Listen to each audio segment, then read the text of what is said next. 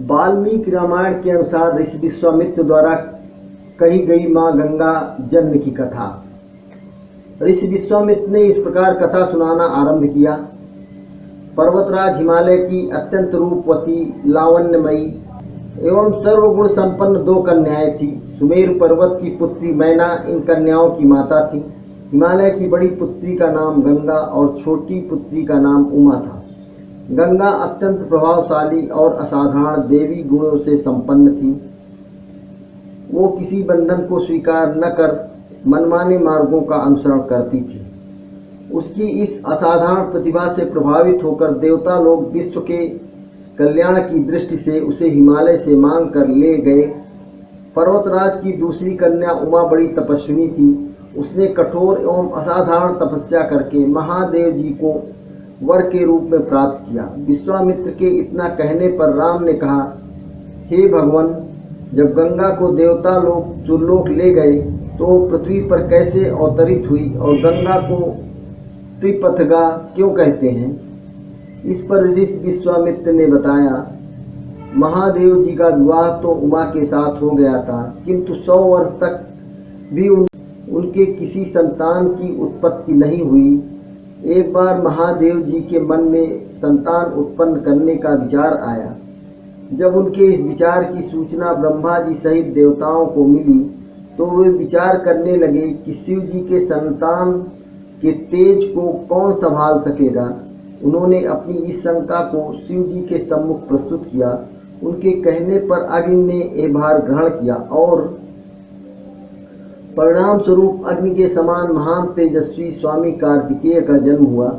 देवताओं के इस षड्यंत्र से उमा के संतान होने में बाधा पड़ी तो उन्होंने क्रुद्ध होकर देवताओं को शाप दे दिया कि भविष्य में वे कभी पिता नहीं बन सकेंगे। इस बीच सुरलोक में विचरण करती हुई गंगा से उमा की भेंट हुई। गंगा ने उमा से कहा कि मुझे सुरलोक में विचरण करते हुए बहुत दिन हो गए हैं। मेरी इच्छा है कि मैं अपनी मातृभूमि पृथ्वी पर विचरण करूं। उमा ने गंगा आश्वासन दिया कि वे इसके लिए कोई प्रबंध करने का प्रयत्न करेंगी। वत्स राम, तुम्हारी ही अयोध्यापुरी में सगर नाम के एक राजा थे। उनके कोई पुत्र नहीं था। सगर की पटरानी केशिनी विदर्भ प्रांत के राजा की पुत्री थी। केशिनी सुंदर, धर्मात्मा और सत्यपरायण थी। सगर की दूसरी रानी का नाम सुमति थी, जो राजा अरिष्टनेमि की कन्या थी। दोनों रानियों को लेकर महाराज सगर हिमालय के भृगु प्रश्रवण नामक प्रांत में जाकर पुत्र प्राप्ति के लिए तपस्या करने लगे। उनकी तपस्या से प्रसन्न होकर महर्षि भृगु ने उन्हें वर दिया कि तुम्हें बहुत से पुत्रों की प्राप्ति होगी। दोनों रानियों में से एक का केवल एक ही पुत्र होगा जो कि वंश को बढ़ाएगा और दूसरी के 60,000 पुत्र होंगे। कौन सी रानी कितने पुत्र चाहती है, इसका निर्णय वे स्वयं आपस में मिलकर कर लें।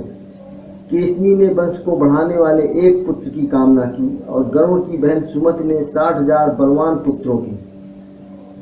उचित समय पर रानी केशिनी ने असमंजस नामक पुत्र को जन्म दिया। रानी सुमति के गर्भ से एक तुम्बा निकल, जिससे फोड़ने पर छोटे छोटे 60,000 पुत्र निकले। उन सब का पालन पोषण घी के घड़ों में रख कर किया गया। काल चक्र बीतता गया और सभी राजकुमार युवा हो गए। सगर का ज्येष्ठ पुत्र असमंजस बड़ा दुराचारी था और उसे नगर के बालकों को सरयू नदी में फेंक कर उन्हें डूबते हुए देखने में बड़ा आनंद आता था। इस दुराचारी पुत्र से दुखी होकर सगर ने उसे अपने राज्य से निर्वासित कर दिया। असमंजस के अंशुमान नाम का एक पुत्र था। अंशुमान अत्यंत सदाचारी और पराक्रमी था। एक दिन राजा सगर के मन में अश्वमेघ यज्ञ करवाने का विचार आया। शीघ्र ही उन्होंने अपने इस विचार को कार्य रूप में परिणत कर दिया।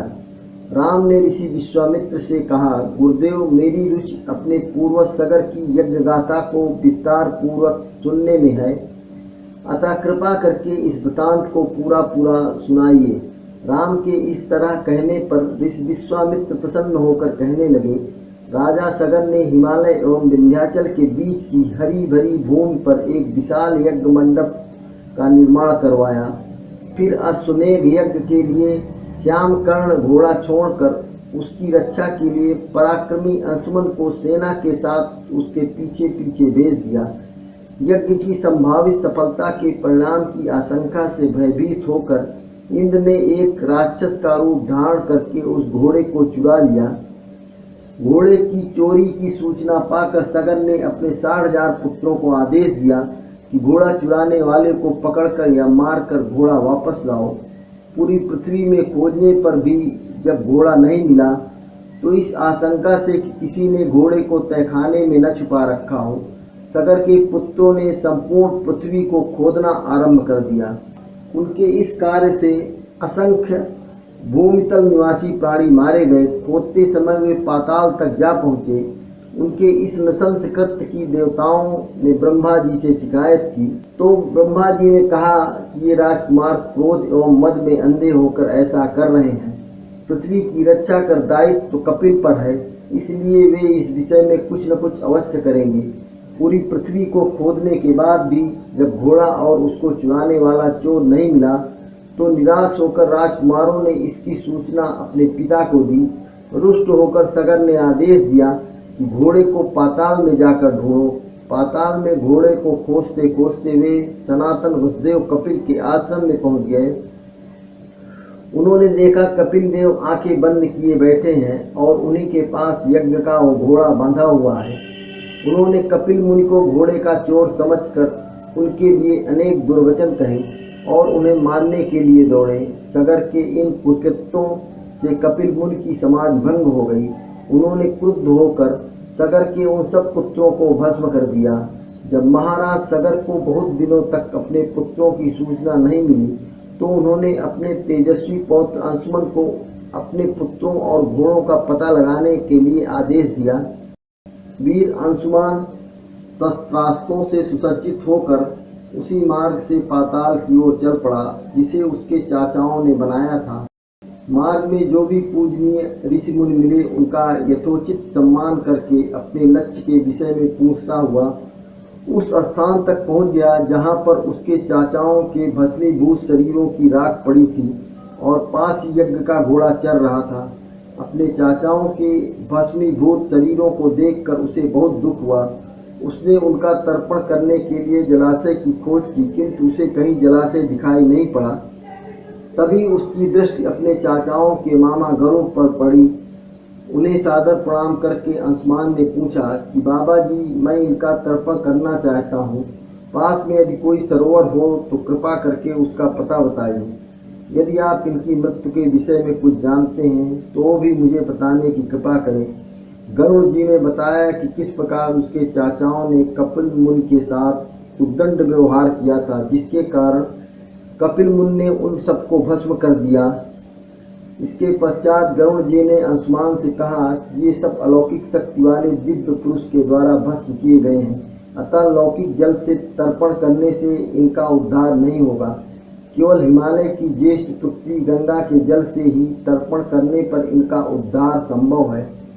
अब तुम घोड़े को लेकर वापस चले जाओ जिससे कि तुम्हारे पितामह का यज्ञ पूर्ण हो सके।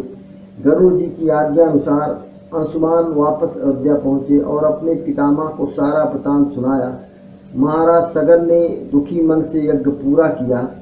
इधर जब राजा दिलीप का धर्मनिष्ठ पुत्र भगीरथ बड़ा हुआ तो उसे राज्य का भार सौंपकर दिलीप भी गंगा को पृथ्वी पर लाने के लिए तपस्या करने चले गए, पर उन्हें भी मनवांछित फल नहीं मिला। भगीरथ बड़े प्रजावत्सल नरेश थे किंतु उनकी कोई संतान नहीं हुई। इस पर वे अपने राज्य का भार मंत्रियों को सौंपकर स्वयं गंगा अवतरण के लिए गोकर्ण नामक तीर्थ पर जाकर कठोर तपस्या करने लगे। उनकी अभूतपूर्व तपस्या से प्रसन्न होकर ब्रह्मा जी ने उन्हें वर मांगने के लिए कहा। भगीरथ ने ब्रह्मा जी से कहा कि हे प्रभु, यदि आप मुझ पर प्रसन्न हैं तो मुझे ये वर दीजिए कि सगर के पुत्रों को मेरे प्रयत्नों से गंगा का जल प्राप्त हो जिससे कि उनका उद्धार हो सके। इसके अतिरिक्त मुझे संतान प्राप्ति का भी वर दीजिए ताकि इक्ष्वाकु वंश नष्ट न हो। ब्रह्मा जी ने कहा कि संतान का तेरा मनोरथ शीघ्र ही पूर्ण होगा, किंतु तुम्हारे मांगे गए प्रथम वरदान को देने में कठिनाई ये है कि जब गंगा जी वेग के साथ पृथ्वी पर अवतरित होगी तो उनके वेग को पृथ्वी संभाल नहीं सकेगी। गंगा जी के वेग को संभालने की क्षमता महादेव जी के अतिरिक्त किसी में भी नहीं है। इसके लिए तुम्हें महादेव जी को प्रसन्न करना होगा। इतना कहकर ब्रह्मा जी अपने लोक को चले गए। भगीरथ ने साहस नहीं छोड़ा। वे 1 वर्ष तक पैर के अंगूठे के सहारे खड़े होकर महादेव जी की तपस्या करते रहे। केवल वायु के अतिरिक्त उन्होंने किसी अन्य वस्तु का भक्षण नहीं किया। अंत में इस महान भक्ति से प्रसन्न होकर महादेव जी ने भगीरथ को दर्शन देकर कहा कि हे भक्त श्रेष्ठ, हम तेरी मनोकामना पूरी करने के लिए गंगा जी को अपने मस्तक पर धारण करेंगे। इसकी सूचना पाकर विवश होकर गंगा जी को सुरलोक का परित्याग करना पड़ा। उस समय वे सुरलोक में कहीं जाना नहीं चाहती थी, इसलिए वे ये विचार करके कि मैं अपने प्रचंड वेग से शिव जी को बहाकर पाताल लोक ले जाऊंगी, वे भयानक वेग से शिव जी के सिर पर अवतरित हुई। गंगा के इस वेगपूर्ण अवतरण से उनका अहंकार शिव जी से छुपा न रहा। महादेव जी ने गंगा को वेगवती धाराओं को अपने जटाजूट में उलझा लिया। गंगा जी अपने समस्त प्रयत्नों के बाद भी महादेव जी के जटाओं से बाहर न निकल सकी। गंगा जी को इस प्रकार शिव जी की जटाओं में विलीन होते देख भागीरथ ने फिर शंकर जी की तपस्या की। भगीरथ के इस तपस्या से प्रसन्न होकर भगवान शंकर ने गंगा जी को हिमालय पर्वत पर स्थित बिंदुसर में छोड़ा। छूटते ही गंगा जी 7 धाराओं में बट गईं। गंगा जी की 3 धाराएं हलादनी, पावनी और नल्ली पूर्व की ओर प्रवाहित हुई। सुचक्षु, सीता और सिंधु नाम की 3 धाराएं पश्चिम की ओर बहीं और 7वीं धारा महाराज भगीरथ के पीछे पीछे चली। जिधर जिधर भगीरथ जाते थे उधर उधर ही गंगा जी जाती थी। स्थान स्थान पर देव, यक्ष, किन्नर, ऋषि मुनि आदि उनके स्वागत के लिए एकत्रित हो रहे थे। जो भी उस जल का स्पर्श करता था भव बाधाओं से मुक्त हो जाता था। चलते चलते गंगा जी उस स्थान पर पहुंची जहां ऋषि जन्म यज्ञ कर रहे थे। गंगा जी अपने वेग से उनके यज्ञशाला को संपूर्ण सामग्री के साथ बहाकर ले जाने लगी। इससे ऋषि को बहुत क्रोध आया और उन्होंने क्रुद्ध होकर गंगा का सारा जल पी लिया। ये देखकर समस्त ऋषि मुनियों को बड़ा विस्मय हुआ और वे गंगा जी को मुक्त करने के लिए उनकी स्तुति करने लगे। उनकी स्तुति से प्रसन्न होकर जन्म ऋषि ने गंगा जी को अपने कानों से निकाल दिया और उन्हें अपनी पुत्री के रूप में स्वीकार कर लिया। तब से गंगा जाह्नवी कहलाने लगी। इसके पश्चात वे भगीरथ के पीछे चलते चलते समुद्र तक पहुंच गईं और वहां से सगर के पुत्रों का उद्धार करने के लिए रसातल में चली गईं। उनके जल के स्पर्श से भस्मीभूत हुए सगर के पुत्र निष्पाप होकर स्वर्ग गए। उस दिन से गंगा जी के 3 नाम हुए, त्रिपथगा, जाह्नवी और भागीरथी।